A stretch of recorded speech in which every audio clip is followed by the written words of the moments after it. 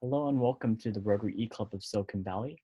Every week we bring to you a new program about education, technology, innovation, and humanitarian service. My name is Mitty Chang. I am president of this Rotary Club. Normally we have a broadcast that follows this introduction immediately with a guest speaker that we record live on Zoom. This week we are doing a special program, and rather than our normal pre-recorded speaker, we're actually featuring a special video from this past week's Rotary International Assembly in San Diego.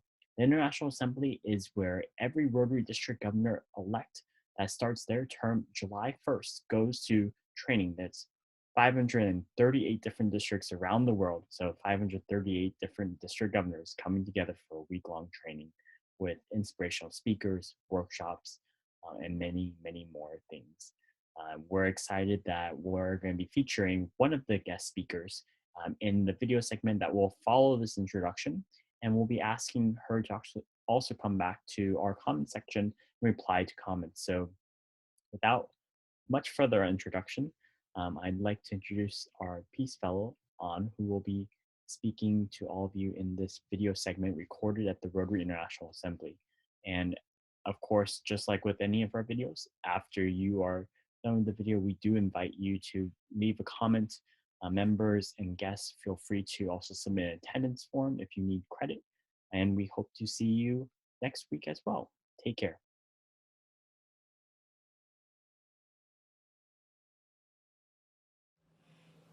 Dear Rotary, I can't believe I'm here. This is probably the most challenging speech that I have ever had to prepare. In part because only 48 hours ago, this was me announcing a new big partnership between my organization and Facebook.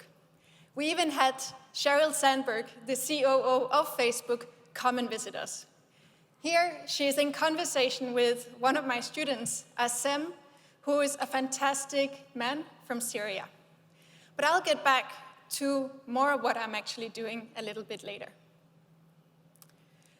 Creating this speech was specifically challenging because Rotary has pretty much been part of half of my life, and it has influenced so many of the decisions that I have made about my career and my life in general. The first time that I met Rotary was in 1999 when I was a Rotary youth exchange student in a very small town called Mudgee in Australia. It was my first, go Mudgee. It was the first time that I was so far away from home, and I was only 16 years old. 3 months in, I was in the very unfortunate situation that my host mother was actually arrested for fraud. But what could have been a very traumatic experience taught me a very important lesson. That in a time when I really need it, there will be people there from Rotary to support me. And I hope that so many people will have that support in times when they need it the most. To this day, I still remain in very close contact with my 2 new host families, and my parents are just about to travel to Australia again, I think for the 6th time. And here we are at Christmas, Skyping with each other, and I think this can be characterized as a global selfie. And this would not have been possible without the tremendous support of the Rotary platform.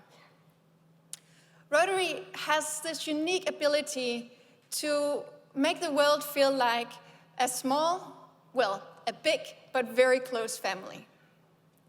The level of trust amongst the 1.2 million members all around the world is absolutely exceptional, and it's very inspiring. But it's also a great responsibility as well as an opportunity. Being part of this truly international community has left a deep impression on me. And it has made me realize that there are so many more things that unite us than what keeps us apart. I specifically remember a ceremony that we had in the Red Center when I was a Rotary exchange student, and we were listening to an Aborigine elder who was sharing and talking about the creation of life. Having the ability to discuss this experience afterwards with other young people from different cultures and from different religions made a very, very enriching experience for me. And developing community leaders is really at the core of what Rotary is all about. And I also experienced this when I was 18 years old and selected for the Rotary Youth Leadership Award. I clearly remember having a discussion with a Norwegian general already then about whether or not to keep conscription in Norway. I think I was a little bit too inexperienced and opinionated, but what I really remember the most is how Rotary was able to open the door and create this intergenerational and interdisciplinary conversation. We live in a world where business is increasingly talking about the creation of platforms and the power of networks and the value of ecosystems. This should not be any news to you. Rotary has indeed been living this mindset since the very creation of your organization. And my wish is that you will be able to leverage this incredible strength of being a truly connected, global, and value-based community. Because Rotary is a value-led organization. Service above self is an incredible ideal, and the organization has been able to translate this into 6 very clear areas of focus with clear priorities, and you're able to make that into real action that indeed makes a difference and has done for a very long time. But that does not mean that your old ways will continue to have an impact. The world is changing, and so will Rotary have to do as well. It can be very comfortable to sit in your Rotary meetings and drink coffee together with your buddies. But the world is facing some very serious and critical and complex situations. We are faced with our environmental and social challenges, and we need to find new solutions to old problems together. That requires all of us to be courageous, to be creative and curious, but most of all, it requires us to be caring. You can see it's 4 C's, so it should be quite easy to remember. This leads me to my 3rd Rotary experience, the Rotary Peace Fellowship. Thanks to the support of the district in Copenhagen, I was able to travel to Japan for 2 years to study a master's degree in peace studies at ICU. Each year, 50 talented young leaders are selected for this master's degree program, and 50 others are selected for the certificate program. And over the years, you have supported more than 1,000 young global leaders to pursue a peace-building career, and thereby making the world a better place for all of us.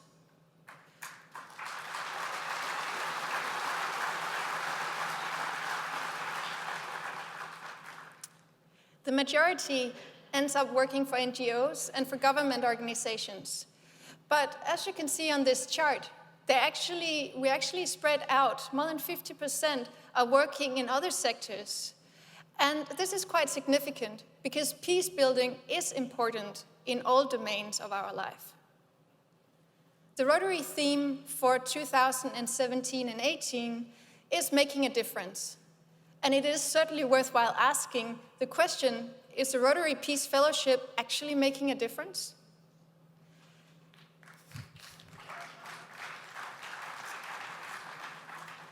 So numbers can be great to show, but they can also be a little bit hard to relate to.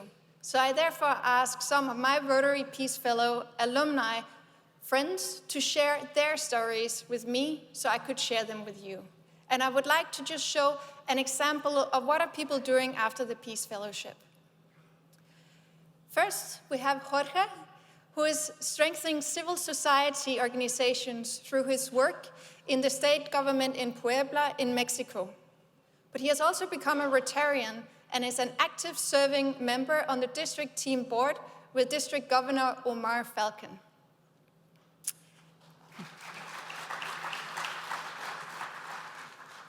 Sarah is working in Geneva as a program officer for the UN Office for Disaster and Risk Reduction. Here, she's working with the UN field officers and their multiple stakeholders. We have Glenn, who is the executive director of the Jane Goodall Institute in the Congo, where gorillas and chimpanzees are critically endangered by a wide range of threats that include large-scale habitat destruction, poaching, and live animal trade. But we also have Jenny in Australia, who is a professional training people to be mediators. But also, she spends a lot of time simply caring for her 2 young daughters, as she firmly believes, and I quote, "Children who are shown love and empathy and given good attention are more likely to grow up into being people who are able to show empathy and love to others, and thereby contribute to co-creating a peaceful world." I think we can all agree with this statement, and I'm sure that in the face of global challenges, we should not forget, and I'm sure you're not forgetting, the people who are the closest to you. We also have Alison, who is continuing her PhD in Japan and examines the positive potential of photography being used to strengthen the self-narrative in trauma healing processes. Ellie is currently in the field doing her field work with participatory approaches in which she teaches photography to tsunami and radiation refugees in Fukushima, Japan. Building peace takes many shapes and forms, and it is important that we do not forget that the artists also have a role to play to create untraditional solutions. Sad is a country director for CARE International in Laos. Here he is focusing on creating lasting change to remote ethnic women and marginalized urban women through empowerment programs. And that is actually really exciting because Mark is doing something very similar, which makes knowledge sharing between Rotary Peace Fellows an extra value add even after the program is over. Mark is a World Teach volunteer at the Asian University for Women in Bangladesh. Here he helps talented young women from the garment factory to pursue a bachelor's degree to build a better future for themselves and for their communities. Nicole is transforming failing urban schools in America as the program director of Community Development Institute in Connecticut. And education is vital, and we see many Rotary Peace Fellows working in this field. We also have Christoph, who facilitates cross-cultural exchanges globally as part of the Peace World Voyages. And we have Yuri, who is amongst many other projects, is leading a project on nonviolent communication in the occupied Palestinian territories, a program which was started in 2011 and last year gathered 150 Palestinians and Israelis and internationals to talk. We have Melanie, who is serving in South Sudan, monitoring the ceasefire agreement. An incredible, challenging job. And when we discussed in the Facebook forum that we created to prepare for this talk, Melanie clearly expressed that she was missing the experience, the insight, and the positivity from the rest of the Peace Fellowship group. At which point, Yuri immediately jumped in and offered to help by flying to South Sudan to support her. A clear sign of just how powerful and resourceful the Peace Fellowship alumni can be when we are connected through mobile technology and social networks. And that leads me to what I'm doing right now. As a granddaughter of a German refugee fleeing the Nazi regime in 1933, I grew up with a legacy that I needed to help other people, because freedom is not a luxury to be taken for granted. Therefore, when the refugee crisis started developing in Europe in 2015, it was like a call to action for me. And together with my friends, I started going out to refugee camps in Berlin to understand the problem better. In August 2015, I met Mohammed, a young, talented programmer from Iraq who hadn't been able to continue programming for 2 years simply because he didn't have access to a laptop. And this waste of talent really upset me, especially knowing that currently there's 43,000 available jobs just in the IT sector in Germany. We need talent. So I thought, what if we are to create a win-win-win situation here? Creating a tech school teaching newcomers how to code to help accelerate their path into the German job market.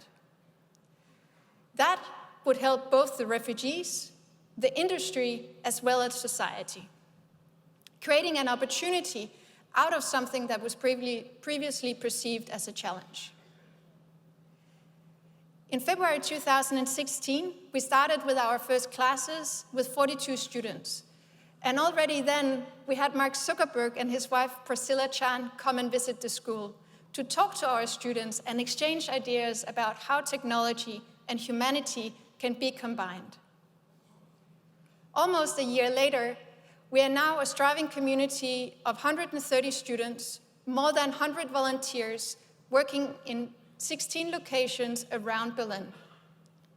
We run 17 classes, all in IT, and we're especially excited that we're starting to run programs for children, for youth, and this year we will add special programs catered for women to learn IT as well.